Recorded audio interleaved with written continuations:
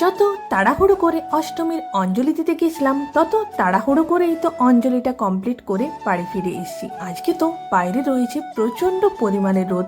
এই সপ্তমীর আগের দিন অবধি কিন্তু প্রচণ্ড পরিমাণে বৃষ্টি হচ্ছিল, কিন্তু সপ্তমীর দিন থেকে তো কাঠফাটা একদম রোদ রয়েছে। বাড়ি ফিরে এসেই তো আগে শাড়িটাকে চেঞ্জ করে নিলাম, এরপর তো মেকআপটা রিমুভ করে নিচ্ছি।